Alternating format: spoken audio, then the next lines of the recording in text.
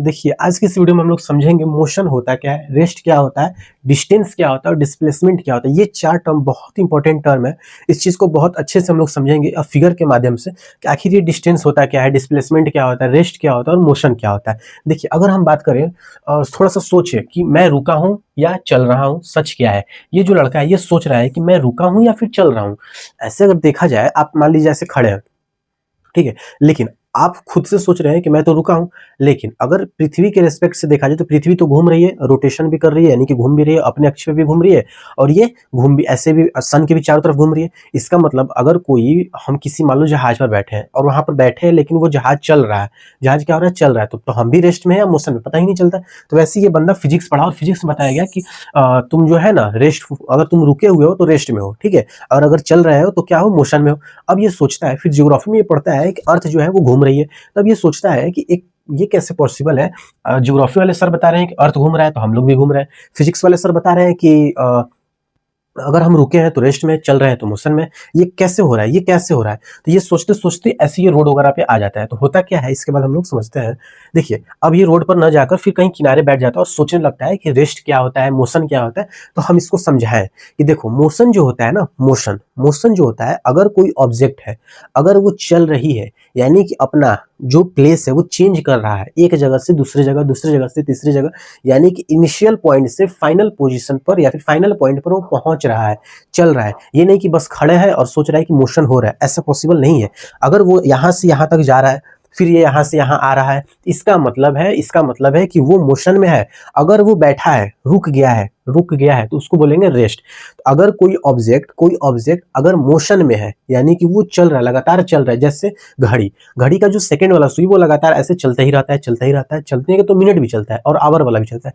लेकिन सेकंड वाला क्या दिखता है हम लोग को चलते हुए, तो ये चल रहा है तो किस फॉर्म में है, ये मोशन के फॉर्म में। लेकिन आवर वाला सुई लगता है कि ये तो चल ही नहीं रहा, रेस्ट में है क्या, नहीं, वो भी चल रहा है लेकिन उसका स्पीड क्या है, बहुत ही कम है, बहुत ही क्या है, कम है।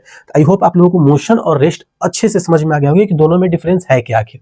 अब यहाँ पर फिर ये रोड पर आ जाता है, फिर सोचने लगता है जब पोजीशन चेंज होती है, यूज मोशन, उसे मोशन कहते हैं। जब पोजीशन चेंज होती है तो उसे क्या कहते हैं, मोशन कहते हैं। तो फिर अब रोड से क्या करता है, घर की तरफ ये लड़का जाने लगता है, ठीक है। अब आइए आगे देखते हैं। अब ये घर जाता है तो सोचता है पैदल क्यों जाए, हम एक काम करते हैं, बस से जाएंगे। तो ये बस में बैठ जाता है। जब ये बस में बैठता है तो अंदर से देखता है कि मैं तो अंदर से रुका हुआ हूँ, रेस्ट में हूँ, लेकिन ये बाहर से तो गाड़ी चल रहा है तो लग रहा है कि मैं मोशन में हूँ। फिर इसको कंफ्यूजन हो जाता है। देखो कैसे इसको कंफ्यूजन हो रहा है। सबसे पहले ये रोड पे रहता है और सोचता है कि मैं रुका हूं या चल रहा हूं, क्योंकि फिजिक्स वाले सर ने बताया था कि अगर बॉडी ऑब्जेक्ट जो है वो रेस्ट में है तो रेस्ट में, चल रहा है तो चल रहा है। यहाँ पर ये खड़ा है तो सोच रहा है कि कैसे ये पॉसिबल है। ज्योग्राफी में बताया जा रहा है कि अर्थ घूम रहा है तो हम लोग भी घूम रहे हैं। फिर ये सोचते सोचते कहाँ बैठ जाता है, पार्क में बैठ जाता है। फिर ये सोचता है कि नहीं मैं बैठा हूँ तो इसका मतलब रेस्ट में ही हूँ। इसको दोनों कॉन्सेप्ट क्लियर हो जाता है कि मोशन और रेस्ट में है कि ये घर जाने लगता है। तब तक ये सोचता है कि नहीं मैं बस से जाऊंगा, तो ये बस से बैठता है। फिर ये सोचने लगता है कि अरे यार, ये तो बस तो चल रहा है लेकिन बाहर से लग रहा है कि मैं मोशन में हूं, ये ऐसे कैसे हो रहा है। तो देखिए आप लोग अक्सर देखे होंगे कि बस में आप बैठे हैं, ठीक है, लेकिन बाहर जो दिख रहा है वो क्या हो रहा है, वो लोग चल रहे हैं तो लगता है कि हम भी चल रहे हैं। ये होता है फ्रेम ऑफ रेफरेंस। क्या होता है, फ्रेम ऑफ रेफरेंस। ऐसा इसलिए होता है क्योंकि ऐसा फील होता है कि बाहर से जो है ना वो ऑब्जेक्ट चल रहा है और हम क्या है, रुके हुए हैं, जबकि ऐसे ही होता है रेस्ट और मोशन। आई होप आप लोगों को अच्छे से समझ में आ गया होगा। अब आइए समझते हैं डिस्टेंस होता क्या और डिस्प्लेसमेंट, दोनों में क्या फर्क है।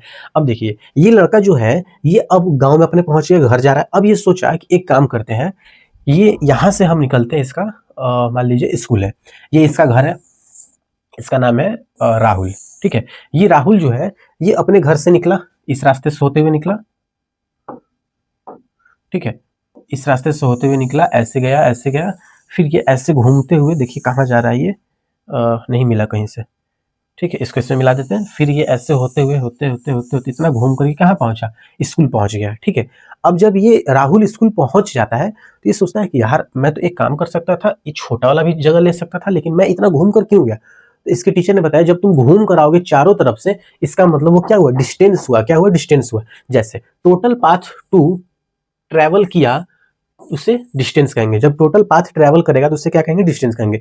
इसके टीचर ने ये समझा दिया कि जब टोटल पाथ तुम ट्रैवल करोगे, कहीं से भी छोड़ोगे नहीं, सारा घूम कर एरिया आओगे, तो क्या कहलाएगा, वो डिस्टेंस कहलाएगा। तो इसके मन में सवाल आया, अच्छा सर तो डिस्प्लेसमेंट फिर क्या होता है। तो इसके टीचर ने बताया देखो एक काम करना, अपने घर से निकलना और उतना घूम फिर के मत आना, डायरेक्ट क्या करना, इस पेड़ के किनारे से आना, पेड़ से मत आना, ऐसे आकर फिर ऐसे आना और डायरेक्ट ऐसे आ जाना, तो ये रहा डिस्प्लेसमेंट। ये क्या कहलाएगा?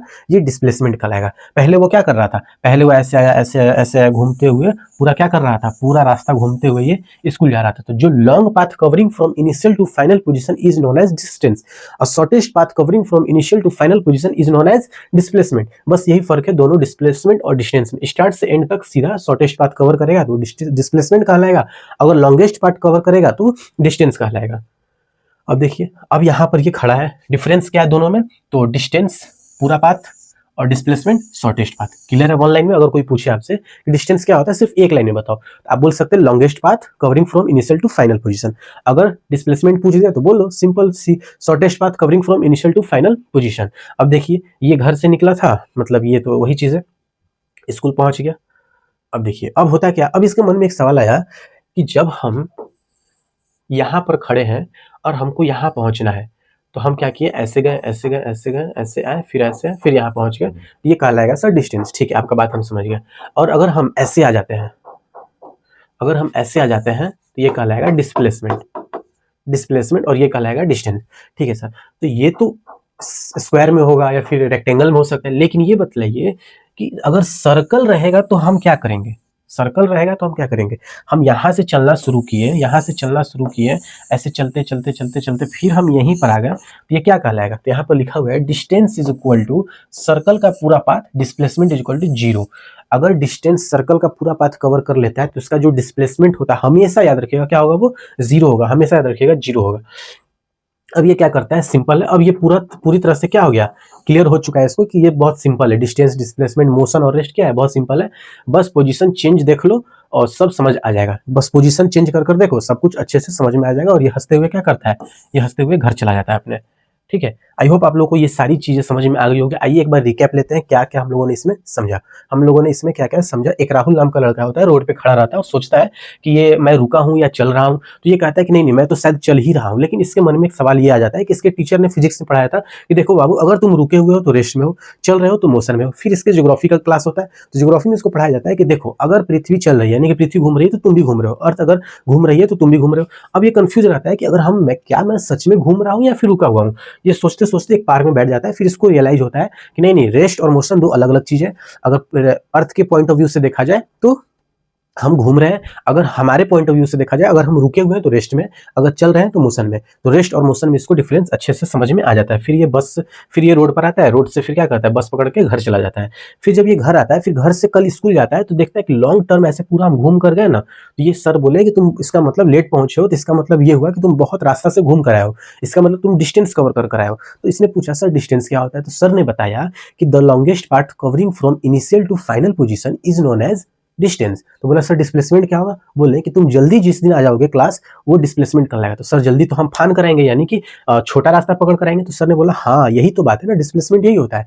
The shortest path covering from initial to final position is known as displacement. तब इसको अच्छे से क्लियर हो गया और ये खुश हो गया कि डिस्टेंस और डिस्प्लेसमेंट भी हम सीख गए। फिर इसके मन में एक और सवाल आया कि ये जो अगर हम गोल सर्कल में चलेंगे तो क्या होगा? तो वहां पर डिस्प्लेसमेंट जो होगा वो क्या हो जाएगा? 0 हो जाएगा। ठीक है, और ये खुश हो जाता है और खुश होकर फिर ये टहलने वगैरह निकल जाता है। तो आई होप आप लोगों को रेस्ट, मोशन, डिस्टेंस और डिस्प्लेसमेंट अच्छे से समझ में आ गया होगा। चलिए मिलते हैं अगली वीडियो में।